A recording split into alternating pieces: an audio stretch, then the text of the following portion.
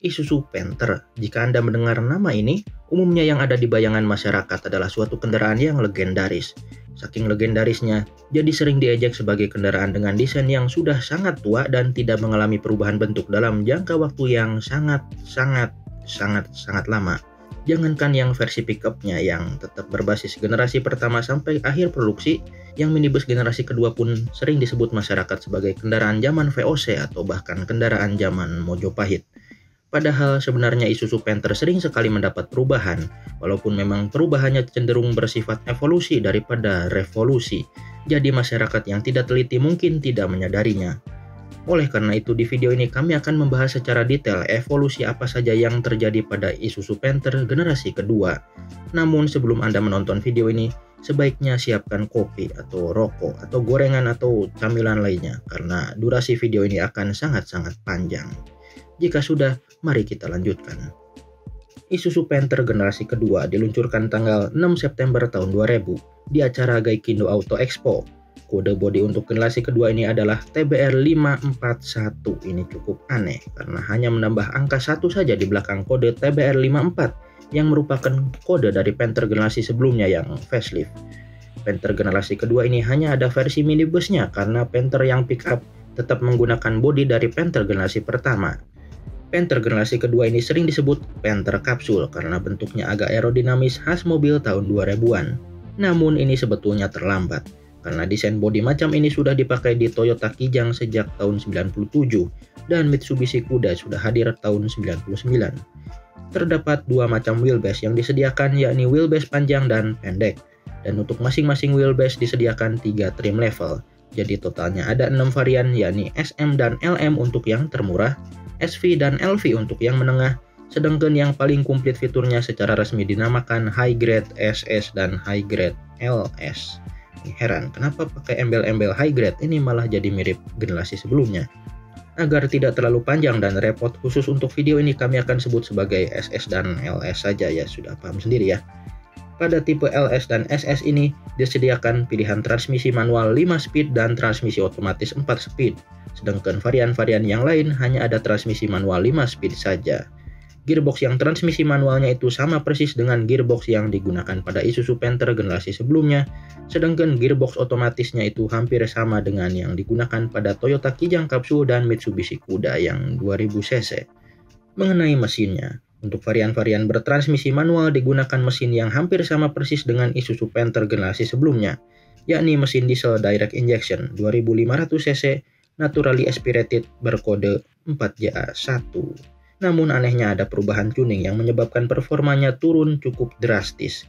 Jika pada Panther generasi pertama mesin ini dapat menghasilkan tenaga 86 PS, pada generasi kedua ini mesin tersebut menghasilkan 74 PS saja. Ini heran kenapa turunnya jauh. Sedangkan untuk varian-varian bertransmisi otomatis digunakan mesin diesel 2500 cc turbo berkode 4JA1L yang sebenarnya basisnya masih sama dengan yang 4JA1, hanya saja ini ada turbonya. Mungkin sengaja diberi mesin yang berturbo agar bisa mengimbangi transmisi otomatisnya yang tentu saja lebih lambat daripada transmisi manual. Pada Panther Kapsul keluaran awal ini mesin turbo tersebut menghasilkan tenaga sebesar 78 PS. Keunikan lain dari kedua mesin ini adalah 6 digit terakhir nomor mesinnya pasti sama dengan 6 digit terakhir nomor rangka mobilnya. Contohnya seperti ini. Sekarang mengenai tampilannya.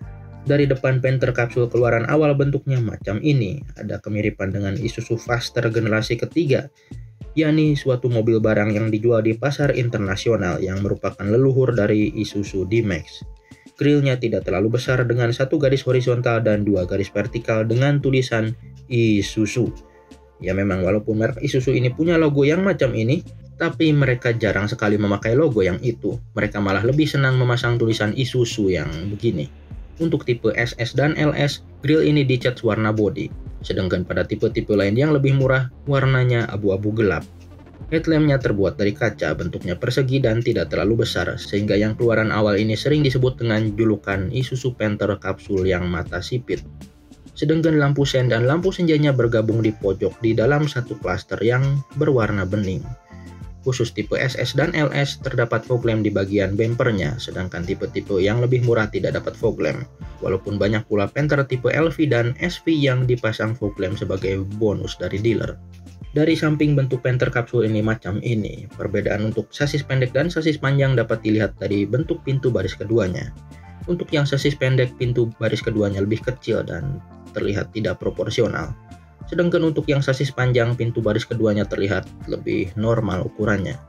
Untuk tipe LM, SM, SV, dan LV, semua pilar kacanya sewarna bodi, sedangkan tipe yang tertinggi yakni SS dan LS, pilar B-nya diwarnai hitam. Tapi anehnya yang diwarnai hitam itu hanya pilar B saja, pilar C-nya tetap sewarna dengan bodi, ini aneh sekali. Kemudian untuk jendela baris ketiganya itu paten, tidak bisa dibuka dan dikelilingi oleh seal karet yang tebal sekali, ini jadi terlihat kuno.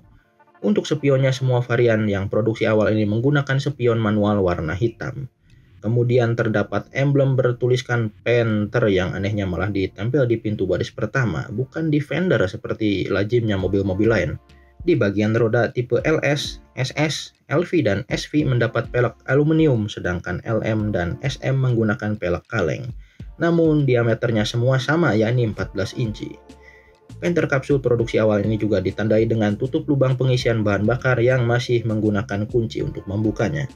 Untuk tampilan belakang bentuknya seperti ini menipu. Dulu pertama kali kami melihat Panther kapsul ini, kami kira pintu bagasinya dibuka ke atas macam Kijang kapsul atau Mitsubishi Kuda yang facelift. Ternyata tidak. Pintu bagasi Panther kapsul ini malah dibuka ke samping dengan engsel pintu yang di sebelah kanan dan handle pintunya di sisi kiri. Dan konyolnya di sisi kanan pintu itu juga ada cetakan yang sepertinya disiapkan untuk jadi handle pintu juga. Mungkin itu karena Panther ini dijual juga di beberapa negara yang menganut kemudi setir kiri, sehingga engsel pintunya ada di kiri dan handle pintunya di kanan. Barangkali ini untuk menghemat biaya produksi, sehingga sekalian saja dibuat cetakan handle pintu di kedua sisinya, tapi penampilannya jadi jelek. Khusus tipe LS dan SS, cetakan itu ditambal dengan tulisan high grade karena memang nama resminya adalah high grade LS dan high grade SS, tapi tetap kelihatan jelek. Kemudian kaca pintu bagasi ini juga dikelilingi oleh seal karet yang tebal seperti kaca samping baris ketiga. Untuk varian LS dan SS ada wiper belakang dan kecerutannya, tapi untuk tipe-tipe lain tidak ada. Mengenai lampu belakangnya ini yang produksi awal ini masih warna orange, putih, dan merah macam mobil tahun 90-an. Ini juga terlihat kuno. Selanjutnya interiornya, door trim Panther kapsul keluaran awal bentuknya macam ini, berupa triplek tipis yang dilapisi kain dan dipasang tombol-tombol dan handle-handle. Untuk tipe LS dan SS mendapat power window untuk semua pintu, sedangkan tipe-tipe lain tidak ada power window sama sekali. Kasihan. Untuk door trim pintu baris kedua macam ini. Untuk yang pakai power window, tombol power window-nya kecil dan ditempel begitu saja, terpisah dari armrest-nya. Sebenarnya ini tidak terlalu masalah karena kompetitornya pun menggunakan tombol power window yang macam itu di baris kedua. Namun yang memprihatinkan adalah door trim penumpang depannya. Itu kenapa ikut menggunakan tombol power window yang ala kadarnya seperti di baris kedua? Karena lazimnya tombol power window penumpang depan menyatu dengan armrest seperti di pintu supir. Ya, namun setidaknya Panther ini juga punya sedikit kelebihan, yakni ada child lock di pintu baris kedua untuk menjaga agar anak Anda tidak jatuh menggelinding di jalan raya. Di bagian dashboardnya, Isuzu Panther kapsul ini juga ada kemiripan dengan Isuzu Faster. Di bagian kanan setir terdapat panel yang pada varian menengah ke bawah digunakan sebagai wadah penyimpanan kecil untuk koin biasanya. Sedangkan pada tipe SS dan LS, panel tersebut digunakan untuk saklar fog lamp, walaupun anehnya terdapat ruang kosong yang cukup besar di sana. Sebetulnya bisa digunakan untuk satu buah saklar lagi kalau mau. Di bawah panel tersebut terdapat puter-puteran untuk mengatur RPM idle mesin, yang memang mesinnya ini kuno sekali sehingga putaran idle-nya masih harus diatur manual macam mobil diesel tahun 80-an. Kemudian setirnya, semua varian menggunakan setir dengan diameter yang cukup besar dan memiliki dua palang yang bentuknya mengingatkan kami ke setir Kijang kapsul yang keluaran awal. Kemudian terdapat dua jenis instrumen cluster pada Panther kapsul ini. Tipe SM dan LM mendapat instrumen cluster yang tanpa tachometer, sedangkan tipe LV, SV, LS, dan SS sudah mendapat tachometer. Kedua jenis instrumen cluster ini menggunakan jarum-jarum dan angka-angka yang tampilannya kuno seperti tahun 90-an. Tapi setidaknya di odometernya sudah menggunakan layar LCD, walaupun LCD-nya itu juga model LCD zaman dulu yang seperti kalkulator. Di kanan setir ada tuas untuk lampu-lampu, ya ini tidak terlalu aneh. Tuas untuk menyalakan wiper ada di kiri setir. Nah, ini yang agak aneh, karena untuk menyalakan wipernya tuas saklar ini bukan digerakkan ke bawah seperti mobil pada umumnya, melainkan diputer. Nah, ini malah jadi seperti mobil barang. Di sebelah kiri instrumen cluster pada tipe LS dan SS terdapat jam digital yang ukurannya cukup kecil. Pada tipe-tipe yang tidak mendapat jam ini, bagian itu ditutup oleh dua buah tombol kosong. Di bawahnya terdapat dua buah saklar, satu untuk wiper belakang dan satu lagi untuk menyalakan kecerutannya. Nah, ini aneh juga, kenapa tidak digabung jadi satu saklar saja? Kemudian untuk varian yang tidak mendapat wiper belakang, tentu saja ditutup tombol kosong lagi. Kemudian di bawahnya terdapat tombol untuk lampu hazard. Di tengah dashboard bagian atas terdapat head unit single DIN, dan ruangan yang disediakan pada dashboard itu benar-benar hanya muat untuk single DIN saja. Jadi di dashboard Panther kapsul ini tidak bisa dipasang head unit double DIN sama sekali. Mengenai audionya, tipe LV dan SV mendapat 4 buah speaker. 2 buah di pintu baris pertama dan 2 buah lagi malah dipasang di pintu bagasi, bukan di pintu baris kedua seperti pada mobil-mobil lain. Tipe SS dan LS mendapat 4 buah speaker tadi ditambah 2 buah tweeter di ujung depan dashboard. Sedangkan LM dan SM itu kesian, tidak mendapat audio sama sekali. Tidak ada head unit dan tidak ada speaker, walaupun mayoritas pemilik akhirnya memasang sistem audio sendiri. Di bawah head unitnya ada kisi-kisi AC, dan kisi AC pada Panther ini baik yang bagian tengah ini maupun yang di ujung kiri dan kanan dashboardnya terkenal ringkih sekali, karena biasanya langsung ambrol dalam beberapa tahun pemakaian, bahkan dalam beberapa bulan jika mobilnya sering dipakai. Pengaturan AC-nya sendiri ada di bawah kisi AC tengah berupa 2 buah saklar geser macam itu. Untuk tipe LS dan SS, AC-nya double blower. Yang anehnya kisi AC belakangnya itu malah berada di atas kepala penumpang baris kedua, lebih tepatnya sejajar dengan pilar C. Blower belakang ini memiliki kisi AC ke arah belakang untuk mendinginkan baris ketiga dan ke arah depan untuk mendinginkan baris kedua. Ya, memang penempatan blower belakang seperti ini jadi lebih adil karena baris ketiga pun jadi ikut merasakan AC-nya. Tapi pada kondisi tertentu, semburan angin dari AC belakang ini malah mengenai bagian belakang kepala supir dan penumpang baris pertama, yang biasanya langsung menyebabkan mereka masuk angin. Sedangkan untuk LV dan SV AC-nya single blower saja, jadi tidak ada blower belakang itu. Untuk tipe SM dan LM tidak mendapat AC sama sekali. Ini kasihan sekali, sudah tidak ada audio, AC-nya juga tidak ada. Di bagian kiri dashboardnya terdapat lubang terbuka yang sepertinya awalnya dipersiapkan untuk jadi tempat airbag di masa depan. Namun akhirnya sampai Panther produksi terakhir pun tetap tidak ada airbagnya, lubang itu tetap jadi lubang penyimpanan saja. Untungnya di bawah tempat penyimpanan terbuka tersebut tetap disediakan glove box yang tertutup. Kemudian di antara jok supir dan penumpang depan, pada tipe LS dan SS terdapat konsol tengah yang memiliki cup holder dan tempat penyimpanan terbuka. Tapi ini heran, kenapa tidak ada tempat tertutup sama sekali yang seperti di mobil-mobil lain. Namun ini masih mending karena di Panther tipe-tipe lain yang lebih murah bahkan tidak ada konsol tengahnya sama sekali, jadi tuas persnelengnya langsung menancap ke lantai. Untuk baris keduanya, semua tipe pada Panther varian awal ini menggunakan jok baris kedua yang menyambung dari ujung kiri ke ujung kanan. Ada semacam headrest, namun headrestnya itu menempel ke jok, jadi tidak bisa diatur ketinggiannya.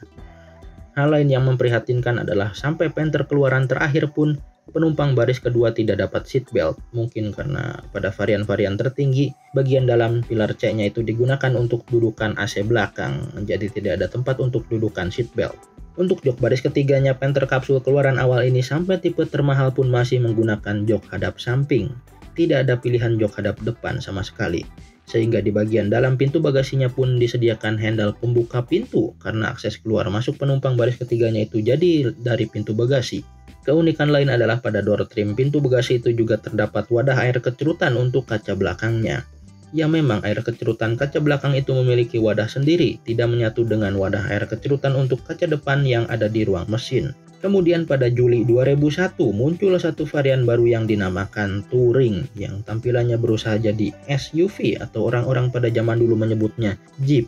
Ciri dari varian ini adalah warna bodinya two-tone karena penggunaan body kit warna silver dan penggunaan bumper tambahan macam itu di bagian depan. Itu kalau diperhatikan jadi semacam anjing galak yang moncongnya digembok. Ciri lain dari Panther Touring ini adalah ban serepnya diletakkan di pintu belakang atau orang Indonesia biasa menyebut sebagai konde. Dan kondenya ini dipasang langsung ke pintu belakang, tidak seperti pada Kijang Rangga atau kuda Grandia yang kondenya pakai dudukan sendiri. Untuk transmisinya, pada varian Touring ini terdapat pilihan transmisi manual dan transmisi otomatis. Namun baik yang transmisi manual maupun yang transmisi otomatis sama-sama menggunakan mesin yang berturbo. Untuk interiornya, tipe Touring ini hampir sama dengan tipe LS dan SS. Namun jok baris ketiganya menghadap depan. Nah, ini jadi lebih proper.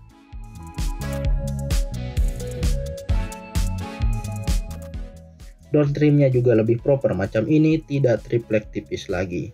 Setirnya menggunakan palang 4. Ya, ini agak lebih bagus walaupun bentuknya masih tetap kuno. Selain munculnya varian Touring pada Juli 2001 ini juga terjadi perubahan pada lampu belakang. Varian LV, LS, SS, dan SV dan varian Touring yang baru sekarang menggunakan lampu belakang model kristal dengan mika berwarna putih dan merah. Sedangkan tipe SM dan LM masih menggunakan lampu yang modelnya kuno namun warnanya berubah jadi putih merah saja, orange-nya dihilangkan. Di interior ada penambahan fitur anti-silau di spion tengah, khusus untuk tipe LS dan SS saja. Kemudian tweeternya juga dipindah ke door trim baris pertama. Nah, ini lebih wajar posisinya, jadi seperti mobil-mobil lain.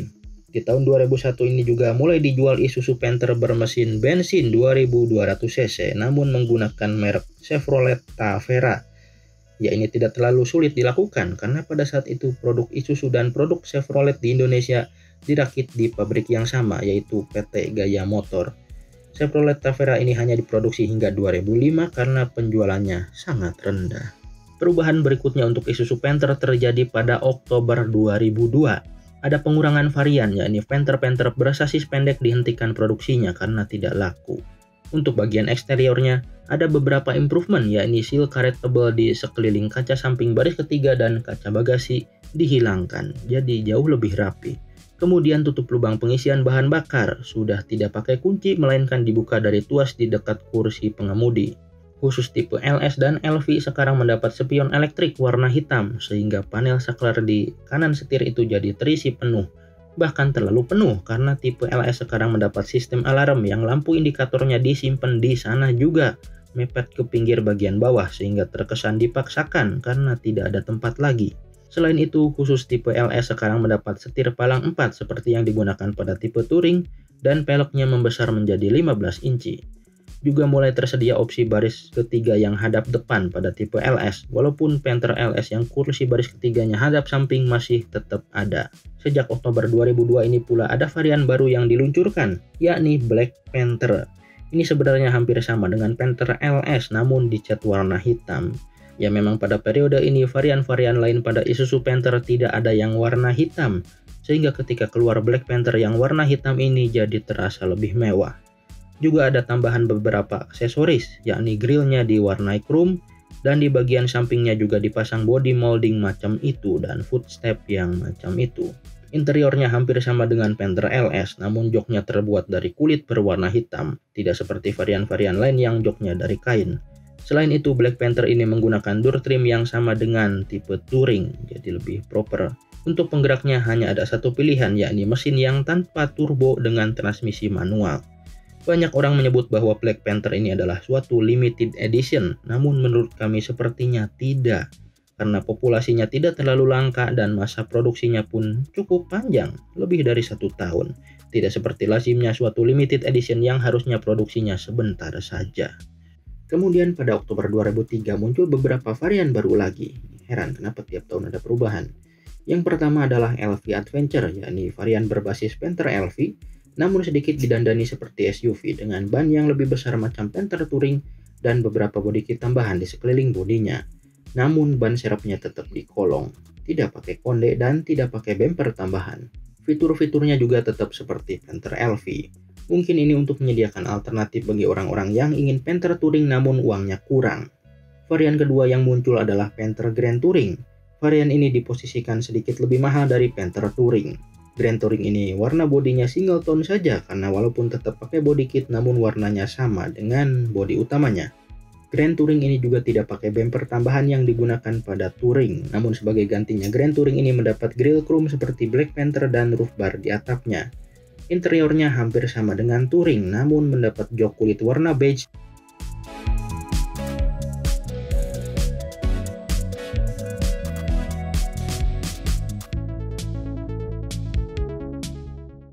dan instrumen cluster warna putih.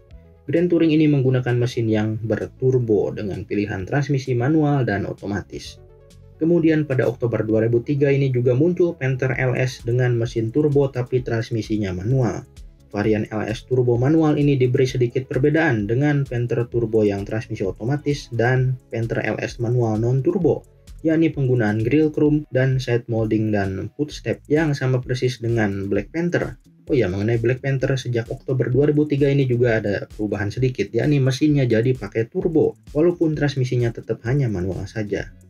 Pada Oktober 2004, Isuzu Panther Capsule mengalami facelift. Pada facelift ini ada pengurangan varian.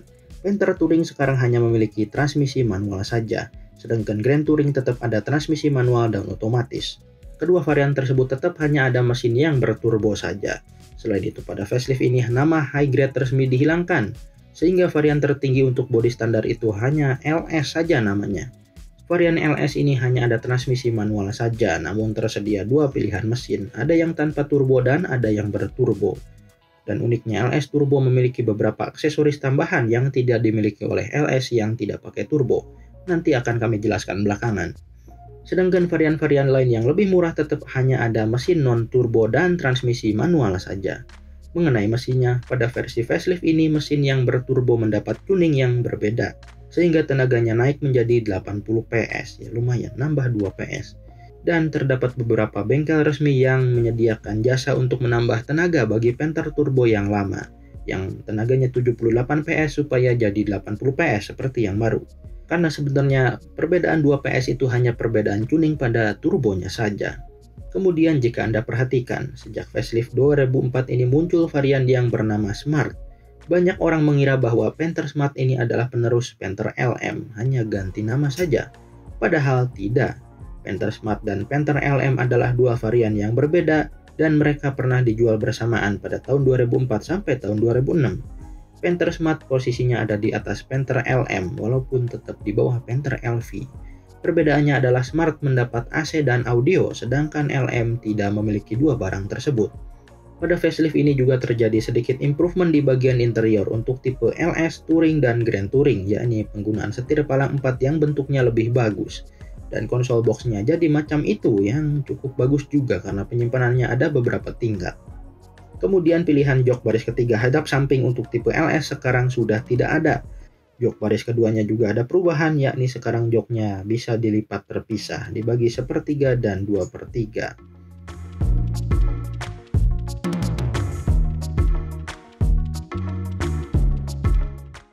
Tampilan depan Panther Capsule versi facelift ini jadi agak meniru Isuzu Rodeo. Headlampnya sekarang lebih besar dan terbuat dari mika plastik. Grillnya lebih besar dengan satu garis horizontal dan dua garis vertikal. Dan jika diperhatikan di bagian dalam grillnya ini terdapat semacam jaring kawat. Untuk tipe LM, Smart, LV, LV Adventure, Touring, dan LS yang tidak pakai turbo, grillnya sewarna bodi. Sedangkan khusus untuk tipe LS Turbo dan Grand Touring ada chrome-nya walaupun hanya sedikit. Juga terjadi perubahan pada bempernya, sekarang ada semacam tambahan daging di bagian bawah bempernya yang menjadi dudukan untuk fog lamp. Dan fog lamp-nya itu sekarang jadi bulat bentuknya. Untuk tipe LM dan Smart tidak ada fog lamp-nya dan bagian bawah bumper itu warnanya hitam. Pada tipe LV dan LV Adventure, bagian bawah bumpernya hitam tapi ada fog lamp-nya walaupun sepertinya bersifat opsional karena banyak pula LV periode ini yang tanpa fog lamp. Pada tipe LS Turbo, LS non-turbo dan Grand Touring, bumpernya sewarna bodi sampai bawah dan tentu saja ada fog lamp-nya. Sedangkan tipe Touring ada fog lamp-nya dan menggunakan bumper yang warna silver macam ini. Karena tetap mempertahankan warna bodi two-tone, tapi sekarang bumper tambahan di moncongnya dihilangkan. Di samping perubahannya adalah pemindahan emblem Panther ke fender depan. Nah, memang seharusnya di sana posisinya. Untuk spionnya, tipe LM dan Smart tetap menggunakan spion manual warna hitam. Tipe LV dan LV Adventure menggunakan spion elektrik warna hitam. Tipe LS non-turbo menggunakan spion elektrik warna bodi dan ada lampu sennya. Tipe LS Turbo dan Grand Touring mendapat spion elektrik room dengan lampu sen juga. Tipe Touring dan Grand Touring tetap menggunakan body kit di bagian bawah bodi.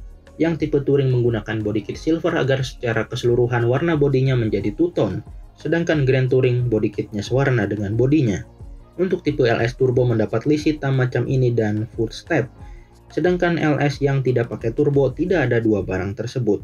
Ini yang LS Turbo jadi lebih diistimewakan daripada yang non-turbo. Sejak facelift ini pula terdapat garis chrome di bawah kaca untuk tipe Grand Touring, Touring, dan LS Turbo, yang ketika pengiriman dari pabrik biasanya dilapis plastik pelindung warna biru agar tidak tergores. Namun banyak sekali pemilik yang tidak mau mencopot plastik pelindung tersebut hingga bertahun-tahun. Heran. Untuk bagian belakang, perubahan yang terjadi pada facelift ini adalah penambahan garis macam itu di atas plat nomornya. Untuk tipe LM, Smart, LV, dan LV Adventure, garis ini warna hitam, sedangkan untuk tipe LS ada chrome-nya di ujung-ujungnya. Tipe Touring dan Grand Touring tentu saja tidak dapat garis ini karena plat nomornya ada di pojok kiri bawah. Perubahan lainnya adalah tipe LM dan Smart sudah menggunakan lampu belakang model kristal seperti tipe-tipe lain yang lebih mahal. Sejak Juli 2006, pilar C pada tipe LS, Touring, dan Grand Touring dicat warna hitam. Nah, ini jadi lebih proper, tidak seperti sebelumnya yang hanya pilar B saja yang dihitamkan. Kemudian tipe Adventure mendapat stiker stripping macam ini di bagian fender depan, jadi macam mobil tahun 90-an. Perubahan berikutnya terjadi pada akhir 2006 yang sebenarnya dipicu oleh peraturan pemerintah yang mewajibkan kendaraan yang diproduksi pada tahun 2007 harus lulus standar knalpot Euro 2. Sehingga sejak Desember 2006 semua varian Isuzu Panther dari yang termurah pun menggunakan mesin yang berturbo agar emisinya lebih bersih.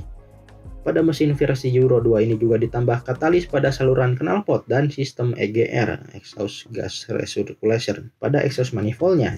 Ini juga bertujuan agar gas buangnya lebih bersih. Konon penambahan dua barang ini membuat akselerasinya terasa sedikit lebih pelan, walaupun jika dilihat dari data spesifikasi resmi, tidak ada perubahan pada tenaga dan torsinya.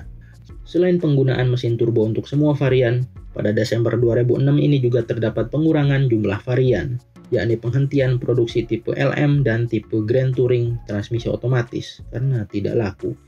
Tipe LS sekarang hanya ada versi yang turbo saja, yang non-turbo berhenti produksi. Selain itu, nama trim level LV Adventure dirubah menjadi Adventure saja, ini bagus, jadi lebih singkat. Untuk eksteriornya juga ada sedikit perubahan. Untuk tipe LS tampilannya mengikuti tampilan versi LS Turbo yang sebelumnya. Kemudian tipe Smart sekarang mendapat spion elektrik warna hitam tanpa lampu sein. Kemudian sekarang ada emblem turbo di pintu baris pertama, tapi emblem ini hanya ada pada tipe Touring dan Grand Touring. Tipe lain tidak mendapat emblem ini. Ini aneh karena sebetulnya sekarang semua tipe pakai turbo mesinnya. Di interior ada sedikit perubahan, yakni pada tipe LS, Touring, dan Grand Touring mendapat instrumen cluster model baru yang ada garis-garisnya macam ini. Tipe Smart sekarang menggunakan instrumen cluster yang sama dengan LV dan Adventure, jadi ada tachometernya. Perubahan berikutnya terjadi pada Agustus 2007. Aduh, ini heran tidak sampai 1 tahun berubah lagi. Yang pertama adalah grillnya. Tipe Grand Touring, Touring, dan LS grillnya jadi chrome semua, termasuk ujung panel kap mesin juga ada garis chrome-nya. Tipe LV dan Adventure sekarang ada chrome-nya, tapi cuma sedikit, jadi mirip tipe LS yang versi sebelumnya, tapi ini ada chrome-nya di ujung kap mesin. Sedangkan tipe Smart masih tetap sewarna body semua, kasihan. Kemudian di samping ada perubahan sedikit, yakni penggunaan printed glass antena, jadi antena radio menempel ke kaca baris ketiga. Untuk tipe Smart sekarang sudah pakai velg aluminium 15 inci, tidak pakai velg kaleng lagi. Kemudian stiker stripping untuk tipe Adventure dipindah ke belakang. Kemudian di bagian belakangnya ada penambahan frame hitam di sekeliling plat nomornya. Warna interiornya berubah menjadi two-tone, hitam dan beige. Tipe Grand Touring, Touring, LS, Adventure, dan LV mendapat door trim yang baru, sedangkan Smart tetap menggunakan door trim lama yang tipis tapi warnanya jadi two-tone. Kemudian konsol boxnya ada perubahan bentuk, jadi lebih mengotak.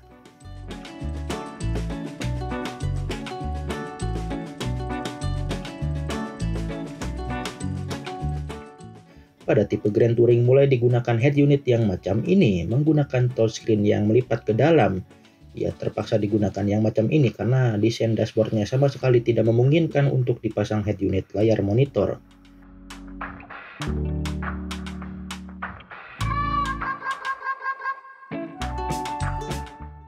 Improvement berikutnya terjadi pada tahun 2008, yakni tipe LV dan Adventure sekarang mendapat setir palang 4, instrumen cluster yang model baru, dan console box seperti tipe-tipe yang lebih mahal. Kemudian tipe Touring warna bodinya sudah tidak two-tone karena bodinya sekarang jadi sewarna bodi, jadi seperti Grand Touring. Pada Agustus 2009 terjadi perubahan lagi. Beberapa orang menyebut ini facelift kedua. Namun bagi sebagian orang terutama yang awam, tetap saja sulit membedakan Panther 2009 ini dengan yang versi sebelumnya. Perubahannya sebetulnya hanya pada bagian dalam grill, yakni tidak pakai jaring kawat lagi, melainkan ada garis-garis vertikal tipis macam ini.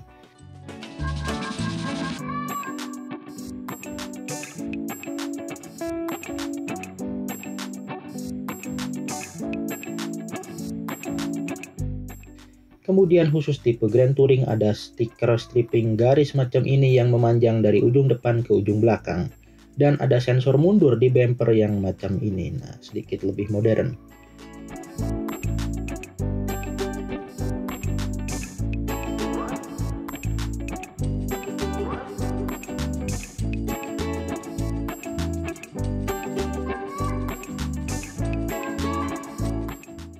Perubahan berikutnya terjadi pada April 2011. Ini pun hanya sedikit, yakni penggunaan lampu belakang yang bagian tengahnya agak timbul. Itu bukan timbul yang itu. Maksud kami mikanya agak menonjol keluar. Juga ada penambahan ring chrome di sekeliling fog lamp untuk tipe Grand Touring. Kemudian khusus untuk tipe Grand Touring mendapat spoiler belakang macam ini yang ada kamera mundurnya. Ini memang agak aneh, kenapa kamera mundur disimpan di atas seperti begitu? Ya tapi lumayan daripada tidak ada. Spoiler belakang ini sebetulnya hanya ada untuk Grand Touring saja, walaupun kemudian banyak pula pemilik Panther tipe lain yang memasang spoiler juga, tapi umumnya itu aftermarket dan tidak pakai kamera. Improvement terakhir yang signifikan untuk Panther kapsul terjadi pada Mei 2013. Tipe Adventure berhenti diproduksi karena tidak laku. Kemudian Panther Touring dan Grand Touring kehilangan kondenya karena ban serepnya sekarang disimpan di kolong seperti tipe-tipe lain. Mungkin karena pihak Isuzu akhirnya sadar bahwa jika ban serep dipasang langsung ke pintu bagasi tanpa bracket tambahan, engsel pintu bagasinya jadi cepat rusak. Namun hilangnya konde ini membuat ciri khas Touring dan Grand Touring menjadi hilang. Ini jadi mirip dengan tipe-tipe lain. Perubahan lainnya adalah adanya semacam tambalan di bagian tengah pintu bagasi macam ini. Nah ini bagus, jadi menutupi cetakan handle pintu yang sebelah kanan. Namun sayangnya tambalan ini hanya tersedia pada tipe Grand Touring, Touring, dan LS. Sedangkan di tipe-tipe lain tidak ada, jadi tampilannya masih sama persis dengan yang sebelumnya. Selain itu tipe Touring dan Grand Touring mendapat gagang wiper belakang model baru, yang terbuat dari plastik sehingga lebih modern, dan bumper belakangnya dihitamkan. Sedangkan tipe LS masih tetap menggunakan gagang wiper model lama yang terbuat dari besi dan bumper belakangnya tetap sewarna bodi. Kemudian di bagian depan, khusus tipe Grand Touring bagian bawah bumpernya diubah jadi warna hitam. Ini jadi seperti tipe-tipe yang murah, walaupun tetap saja tipe Grand Touring bisa dibedakan dari adanya ring chrome di sekeliling fog lamp. Ya tidak apa-apa karena memang jadi lebih gagah jika warnanya hitam begini. Di interior perubahannya hanya sedikit, yakni perubahan pada instrumen cluster. Sekarang bentuknya lebih modern dengan latar belakang warna biru. Instrumen cluster baru ini digunakan pada semua tipe sampai yang termurah, mungkin untuk menghemat ongkos produksi. Kemudian head unit yang model monitor lipat itu sudah tidak digunakan, sepertinya karena kurang awet. Sehingga sekarang semua tipe menggunakan head unit single din biasa saja. Namun sebagai gantinya, khusus tipe Grand Touring mendapat TV di plafon untuk penumpang baris kedua. Bagi Anda yang teliti mungkin bertanya-tanya, jadi sekarang kamera mundur di spoiler belakang Grand Touring itu gambarnya ditampilkan di mana? Karena tidak ada tempat lagi, akhirnya terpaksa ditampilkan di spion tengah dengan cara menempelkan lapisan layar tambahan macam itu, yang modelnya terlihat seperti aksesoris aftermarket. Kemudian anehnya sejak 2013 ini jam digital di dashboard dihilangkan, jadi sampai tipe tertinggi pun sekarang ada 2 buah tombol kosong di dashboardnya. Jok baris ketiga hadap depan sekarang tersedia untuk semua tipe, walaupun untuk tipe Smart masih tersedia pilihan jok yang hadap samping.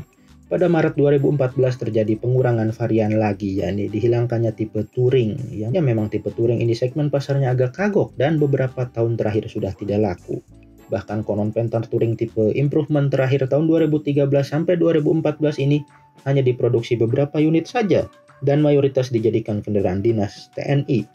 Perubahan berikutnya terjadi pada tahun 2016, yakni dihilangkannya ring chrome yang mengelilingi fog lamp pada Panther Grand Touring.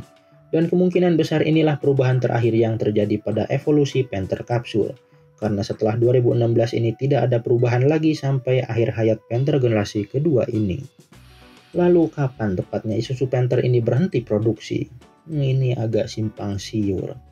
Pada Februari 2020 muncul foto ini yang secara implisit menyatakan bahwa Isuzu Panther berhenti produksi.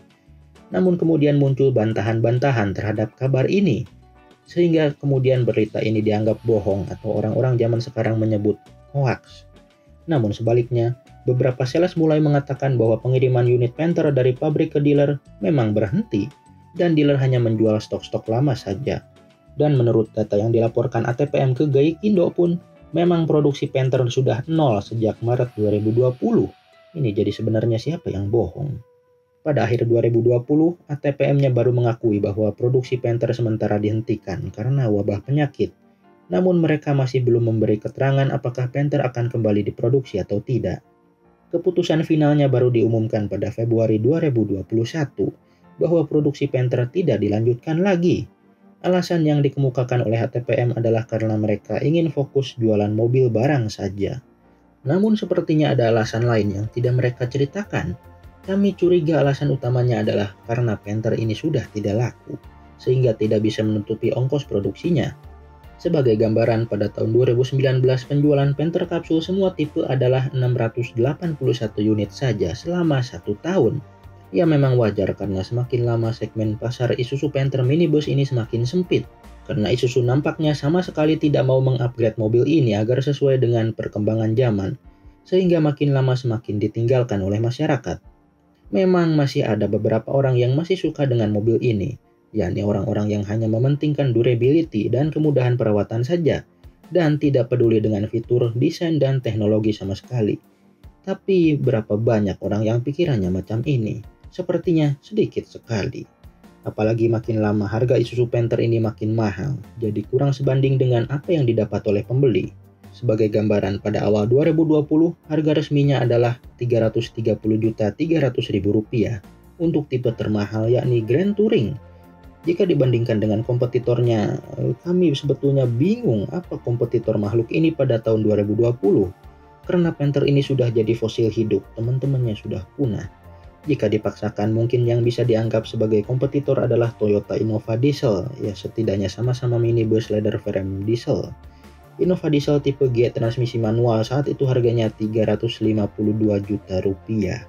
Ya memang Innova masih lebih mahal, tapi selisih fitur dan teknologinya juga beda jauh. Innova yang termurah pun sebetulnya masih tidak sama segmennya jika dibandingkan dengan Panther yang termahal sekalipun. Juga ada dugaan bahwa berhentinya produksi Panther diakibatkan adanya regulasi standar knalpot Euro 4 yang akan diberlakukan di Indonesia. Sedangkan mesin 4JA1L pada Panther tidak dapat memenuhi standar emisi tersebut. Namun kami tidak yakin hal ini yang menjadi alasan utama tamatnya riwayat Panther, karena standar Euro 4 tersebut baru berlaku di Indonesia pada April 2022, sedangkan Panther sudah tamat produksinya sejak 2 tahun sebelumnya. Jika ATPM masih berniat untuk menjual Panther, sebetulnya mereka masih bisa meneruskan produksinya setidaknya selama 2 tahun lebih lama. Kemudian sebetulnya mesin 4JA1L ini dengan beberapa penyempurnaan masih bisa lulus standar Euro 4 seperti mesin 4JA1L yang digunakan oleh Isuzu Travis yang dijual di Filipina sejak 2019. Bahkan juga digunakan pada Chevrolet Tavera versi India pada tahun 2016 sampai 2017. Jadi menurut penerawangan kami, penyebab utama penghentian produksi Panther ini murni karena angka penjualannya yang sudah menyedihkan. Video ini kami akhiri dengan menunjukkan spesifikasi teknis dari Isuzu Panther Capsule ini yang terlihat sangat complicated saking banyaknya variannya.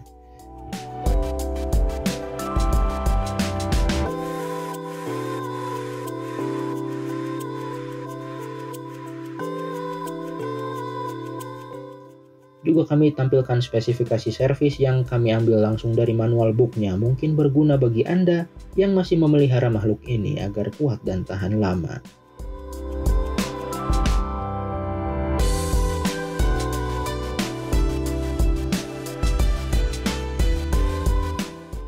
Demikianlah pembahasan kami mengenai Isuzu Panther generasi kedua. Silahkan Anda komentar apabila ada info penting yang belum tercantum di video ini atau ada informasi yang keliru karena saking kompleksnya riwayat makhluk ini. Terima kasih telah menonton.